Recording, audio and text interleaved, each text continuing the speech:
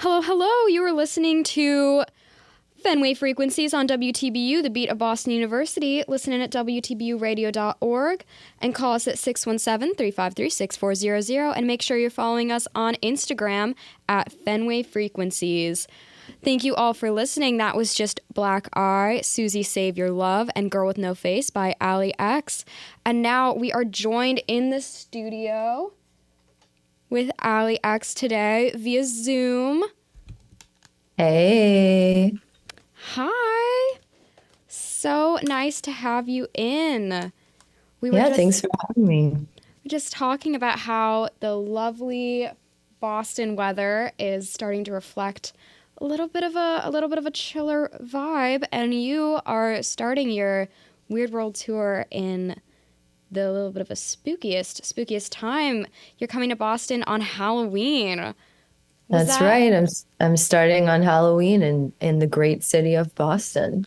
Was that planned, or did that just kind of work out that way? I think it was a little bit of both. That was my agent that did that. I'm definitely known for being a spooky artist, I guess. So yeah, starting on Halloween makes sense, I suppose. Yeah, and Girl with No Face that came out last February, just such a vibey album, very spooky, very 80s, very synth, very fitting for a Halloween show. In fact, one of your videos, Black Eye, I think that released on Halloween last year. Yeah, that's right. I think the song came out on the 13th and then the video came out on the 31st of October last year. And that's such a fun video. It's kind of like a little bit of a chess match. What Yeah, was kind yeah. of behind that? It was Marcel Duchamp, who is an artist, who was experimenting with Dadaism.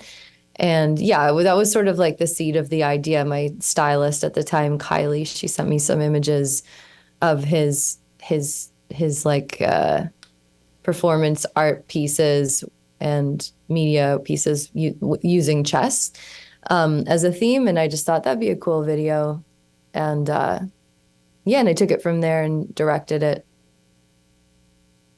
And Yeah. that's the story of that video. Yeah. Directed it. This album really focuses on you. Like, you created this album pretty much completely by yourself over 4 years. Does it feel good to finally have it just actualized and out into the world?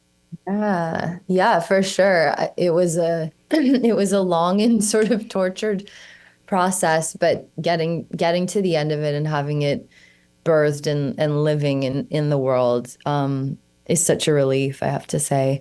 And even though it was a really challenging process, I feel so empowered by having produced something myself and largely written something by myself. It actually makes me more excited to go collaborate now because it's been many years since I did like serious co-writing. So yeah, definitely marked a transition in my life, which was meaningful. Yeah.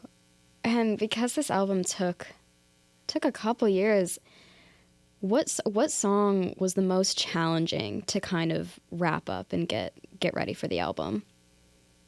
Mm, well, the title song actually, Girl with No Face, that was written by the original seed of that idea was written by my partner, George, like right when we met, like 10 years ago. Um, and it wasn't that it was challenging because that song was already kind of in its final form in a way, but I always had trouble translating it sonically to my world. So there was a lot of iterations of that over a decade. So maybe that one, or you mentioned Black Eye, which also I just couldn't quite quote unquote crack it. So like it took a good few years of trying many different versions out to get that one too. Yeah, and you talked in Girl with No Face, it started from a beat that many years ago. You have a lot of music has a way of kind of coming back. Have you noticed that with a lot of your songs that you might start one 5 years ago and then eventually the final piece kind of clicks together? I think that you've said that happens in some of your pieces that you've worked on for other artists as well. That's right. Yeah. I mean, usually it's for my own project that will happen. But yeah, that did happen with like a song that went to BTS that was originally written for Troye Sivan and then it wound up on the 2020 BTS album.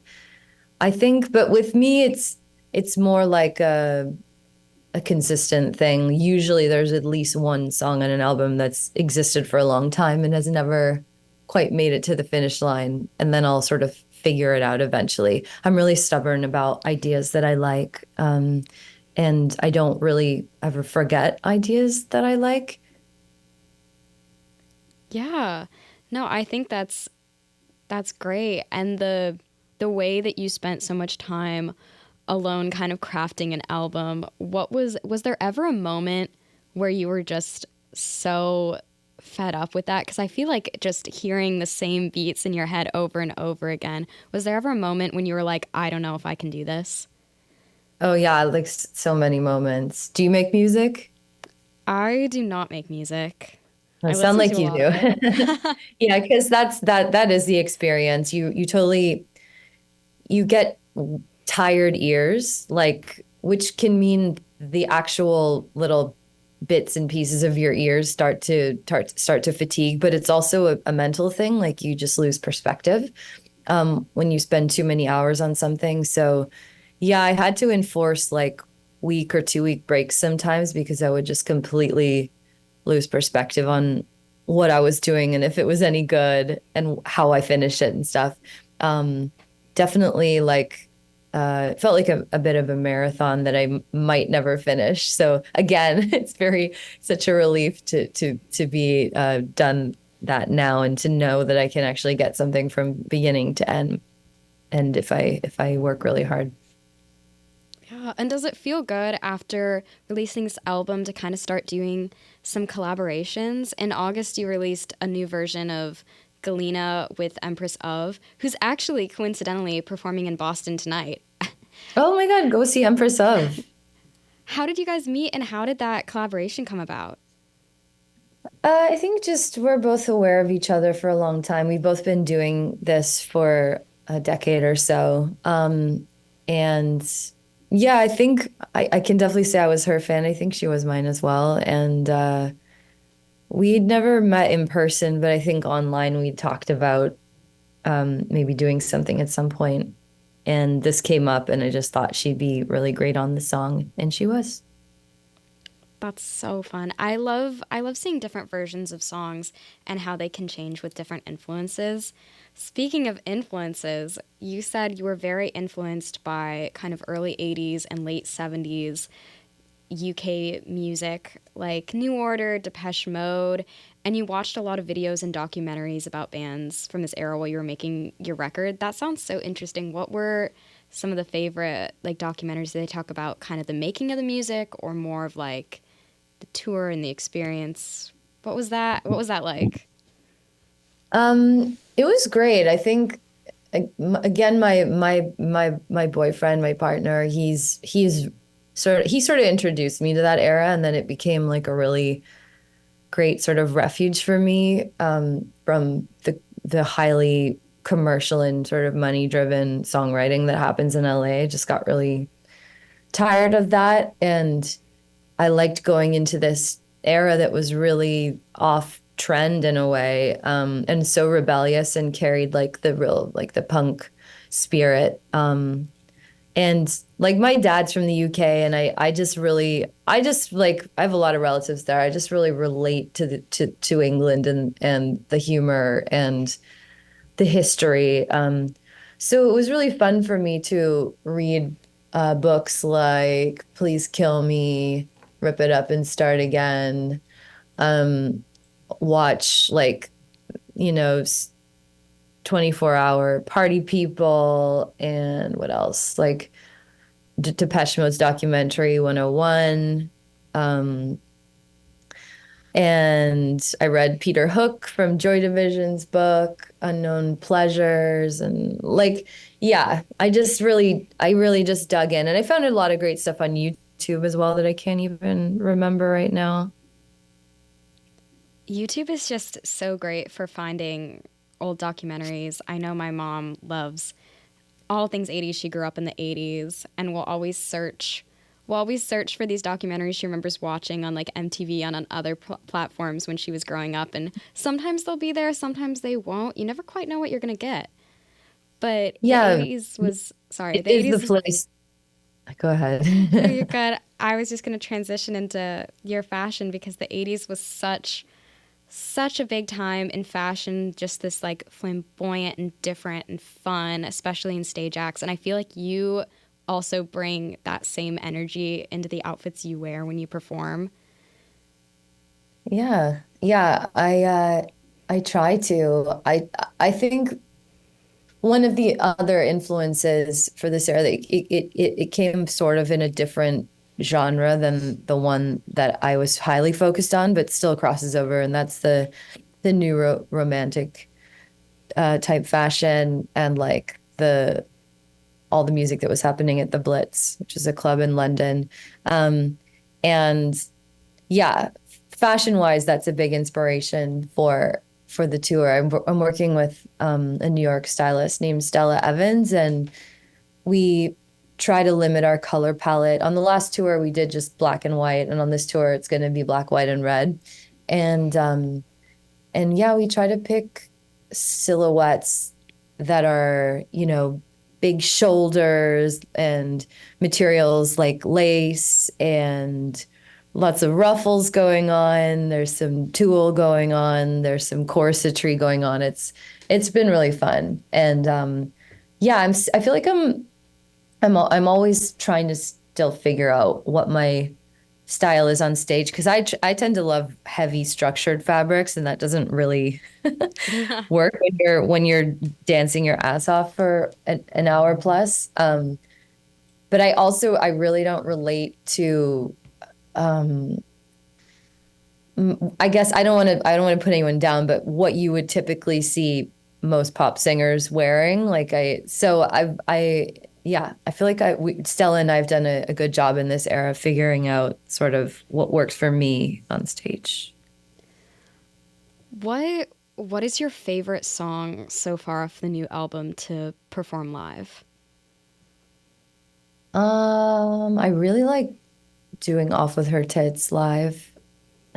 That one always goes off. Yeah, I mean, I've gotta get this off my chest. Sorry, that was a really bad joke, but it's that's a song that really grew on me. I think the first time I heard it, I was like, "Oh my, like what's happening? There's so much going on." It's such a like fun, campy song. But the more I listened to it, the more I was like, "Okay." I feel like yeah, the energy must be so fun with that one. I like that. Yeah. Another one of my favorite songs, I think, off the album that also did sort of grow on me once I heard the story behind it was John and Jonathan.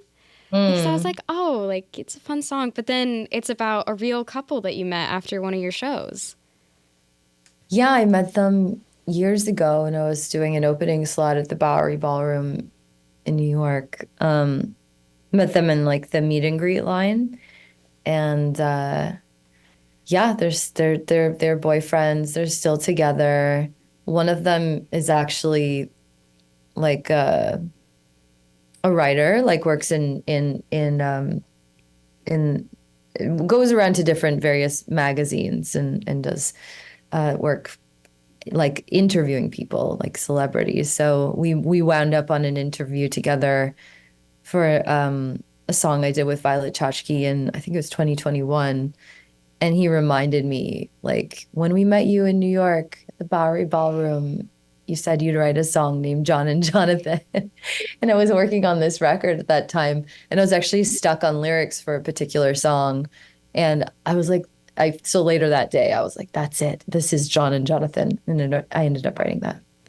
Oh my gosh, that's just so fun. Does that happen a lot where you have those kind of moments where you're like, I want to write a song with this like circumstance or Just something pops up at you like that?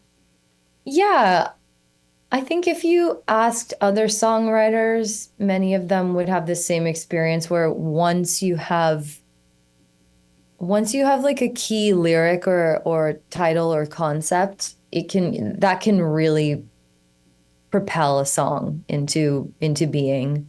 Um, I'm pretty melody driven, so sometimes I'll have a melody, but I just will not be able to figure out what it's about, and it'll get kind of stuck for a while. Um, but when you have that, like when he said John and Jonathan, I was John and Jonathan are on the town. And once I had that, it just completely, it took me like half an hour to write it basically.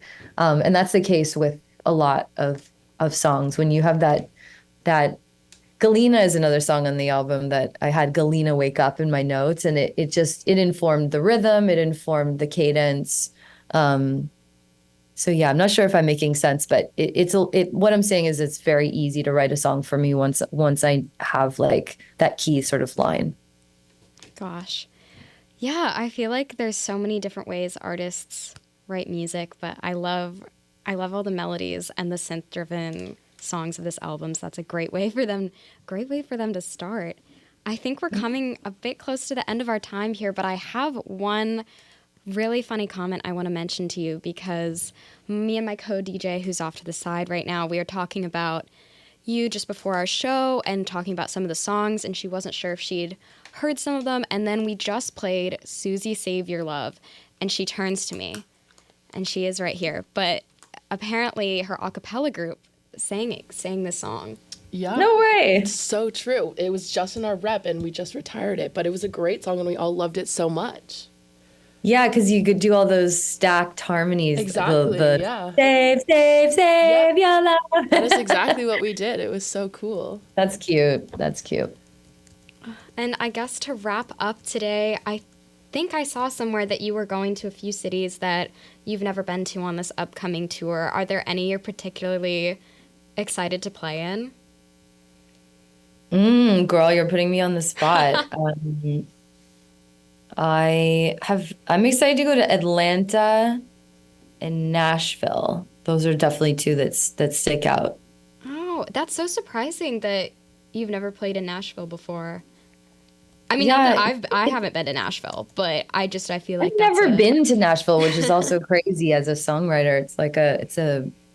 It's a place where most songwriters have been. But yeah, I'm excited to do all the cities. I just can't think of most of them right now. This is my first sort of extended tour. Like this is really it's crazy because I've been doing this for 10 years, but this year is the first time I've really toured properly as a headliner ever. So it's all new and exciting. Oh my gosh, that is so exciting. I hope you have a great time on tour, and thank you so much for joining us today. Everybody you so should much go for check having out Allie X's show, Paradise Rock Club, on Halloween this October. Yeah, wear your costume, wear your finest clobber. All right, well, thank you so much for joining me. I hope you have a great rest of your day. You too, girl. Thanks for having me.